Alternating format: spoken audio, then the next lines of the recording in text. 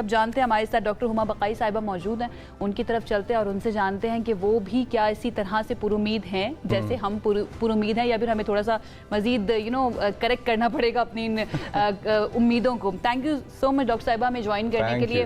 Over to you, what's your take current situation کے اوپر؟ دیکھیے جی، اب تو وائٹ ہاؤس کی جو بریفنگ ہوئی ہے اس میں بھی واضح طور پر میڈیٹر کا لفظ استعمال کیا گیا ہے پاکستان کے لیے، the only mediator اور incredible mediator یہ کہا گیا ہے پاکستان کے لیے، اور یہ بھی کہ دوسری کنٹریز کرنا چاہتی تھیں لیکن پاکستان پہ انہوں نے اپنے اعتماد کا اظہار کیا ہے۔ اور پاکستان نے کیونکہ اسلام آباد ڈائیلاگ اتنا سیاسی تدبر کے ساتھ سمجھیے پل آف کیا ہے کہ اس بھروسے میں اضافہ ہی ہوا ہے، صرف امریکہ کے نہیں بلکہ ایران کے بھی۔ مجھے نہیں یاد آ رہا کہ کوئی بھی کیپٹل ہو جو پاکستان کی تعریف نہ کر رہا ہو، پاکستان کا شکریہ ادا نہ کر رہا ہو اور پاکستان سے اس خواہش کی اظہار نہ کر رہا ہو کہ جی اس کو ہم آن ٹریک رکھیں۔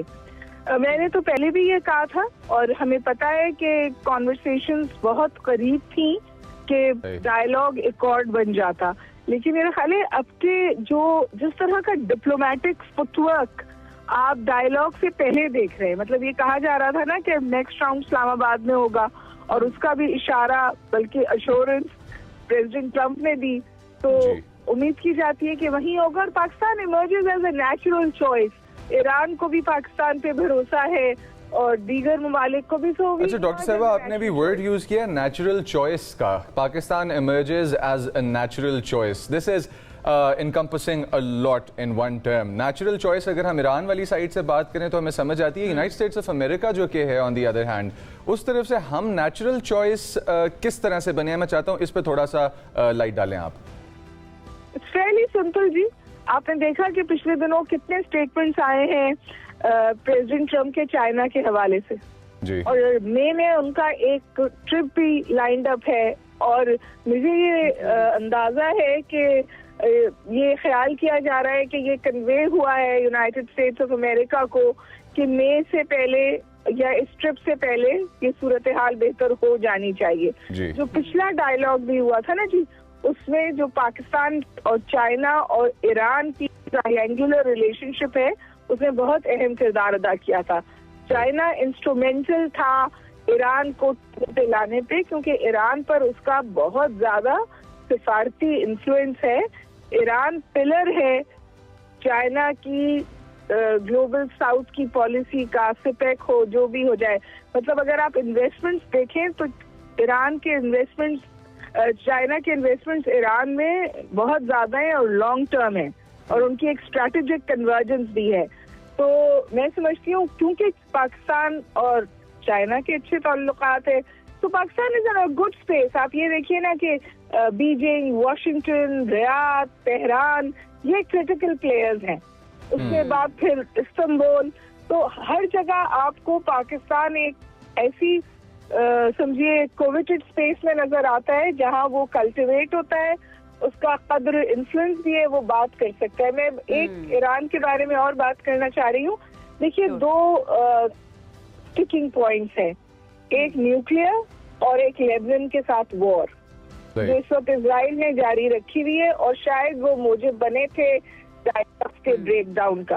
اچھا، اسرائیل نے انوائٹ کیا لیبنان کو کہ آپ ہمارے ساتھ ڈائریکٹ نیگوسیشنز میں آ جائیں اور ہم آپ کو فیسیلیٹیٹ کریں گے، اور پھر آج اٹیکس کی خبریں آ رہی ہیں، 9 اور لیبنیز لوگ جو ہیں وہ اس دنیا سے چلے گئے ہیں اسرائیل کے اگریشن میں۔ آپ کو نہیں لگتا کہ on behalf of Lebanon this was immaturity to enter into negotiations with Israel because Israel has never kept up its end؟ دیکھیے اسرائیل تو کسی سے بھی وعدہ پورا نہیں کرتا نا، اسرائیل از دا اسپوائلر۔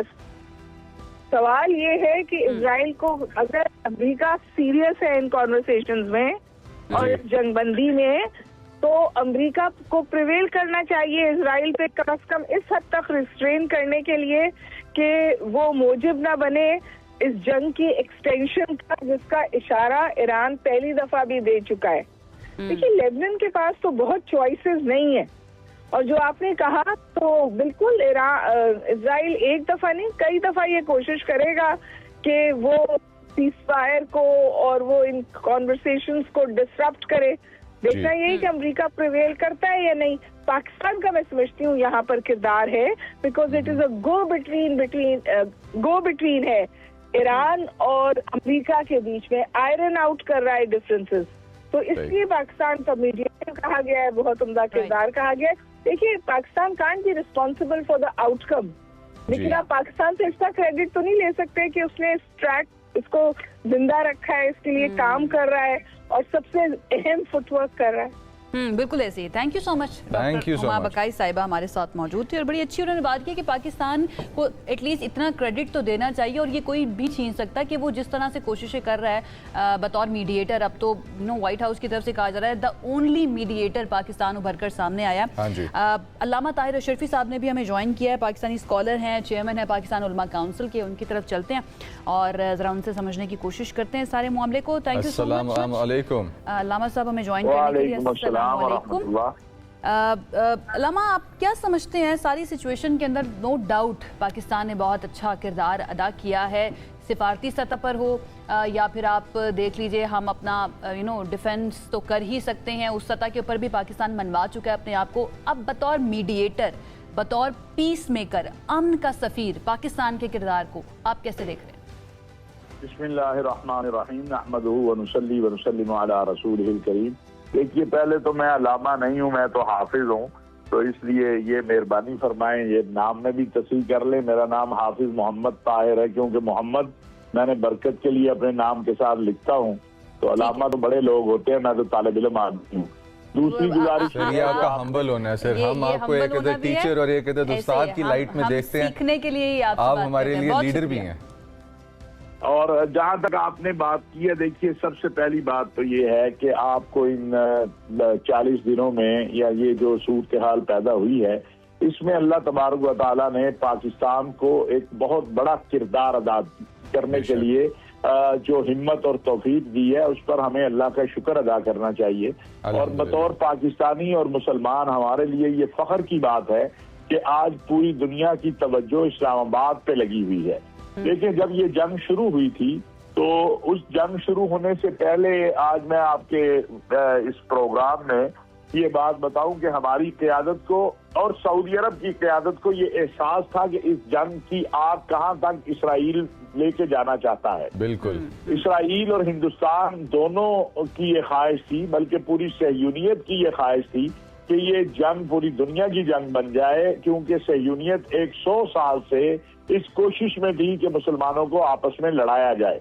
लिहाजा आप ये देखें कि एक तरफ तेहरान में हमला करता है अमेरिका और इसराइल, और उसके 10 मिनट के अंदर रियाद, अबूधाबी, दोहा सब निशाना बन जाते हैं, और जिसका बाद में ईरानी सदर ने माजरत भी की और कुछ जगहों पे उन्होंने कहा कि हम लोगों ने ये हमले नहीं किए। तो ये समझ आती है कि वो हमले कहाँ से हो रहे थे और कौन कर रहा था। पाकिस्तान की क़यादत ने इस चीज का एहसास किया और फौरी तौर के ऊपर हमारे फील्ड मार्शल साहब सऊदी अरब गए, पहले एक दौरा किया, फिर वजीर आजम और फील्ड मार्शल साहब गए, और सऊदी वलीअहद अमीर मोहम्मद बिन सलमान के साथ तवील मुशावरत के बाद ये तय हुआ कि सब्र और तहम्मुल से काम लिया जाएगा, और ये जो ईरान और अरब इस्लामी दुनिया को मुतसादिम करवाने का मंसूबा है, इसको कामयाब नहीं होने दिया जाएगा। उसके बाद आपने देखा कि एक इजलास रियाद में हुआ जिसमें हमारे वजीर खारजा गए और 4 वज़राए खारजा आपस में बैठे, और उसके नतीजे के अंदर फिर इस्लामाबाद में वो चारों इकट्ठे हुए। तो अल्हम्दुलिल्लाह ये जो अमन मिशन था, ये पाकिस्तान ने पहले दिन से शुरू किया था। हालांकि बहुत अफवाह साजी भी की गई, बहुत सारी उल्टी सीधी बातें की गई, लेकिन पाकिस्तान की क़यादत जो, मैं ये बात बिल्कुल समझता भी हूँ, मुझे इल्म भी है कि हमारे फील्ड मार्शल साहब जो हैं वो अल्लाह से रात की तहज्जुद में मांगते हैं, वज़ीर आज़म साहब भी, कि जब आप अल्लाह की तरफ रुजू करते हैं तो वमन यतवक्कल अलल्लाह फहुव हस्बुह, जो अल्लाह पर तवक्कल कर लेता है अल्लाह उसके लिए काफी हो जाता है। जब आप इस मिशन अमन के मिशन में निकले, इंसानियत को बचाने निकले, हाफिज साहब एक आपसे छोटा सा सवाल बनता है इस जगह पे, वो ये है कि पाकिस्तान इस वक्त एक तरफ ईरान के साथ, और हमारा जो कि है हाई कैडर ईरान में भी बैठा हुआ है इस वक्त, और फिर उसके बाद दूसरी तरफ यूनाइटेड स्टेट्स ऑफ अमेरिका के साथ, फिर उसके बाद सऊदी अरब के साथ। तो تو اتنی آؤٹ ریچ کہ 3 ممالک، 3 سٹیٹس، 3 دنیا کے پاور کے سینٹرز کو پاکستان ڈیل کر رہا ہے 1 بائی 1 بیسس پہ. تو پاکستان کی جو اسٹرینتھ اس وقت دنیا کو نظر آ رہی ہے وہ آپ کے ویژن میں اور آپ کے ویو میں کس طرح کی اسٹرینتھ ہے؟ کیا پاکستان ایمرجنگ لیڈنگ نیشنز میں سے نظر آ رہا ہے آپ کو؟ دیکھیے، اللہ تعالیٰ نے ہمیں مسلم امہ میں تو ایک لیڈنگ رول دیا ہوا ہے. دیکھیں، سعودی عرب کے پاس مکہ مدینہ عرض حرمین شریف ہے نا، اور پاکستان عالم اسلام کی سب سے پہلی اور اکیلی ایٹمی قوت ہے.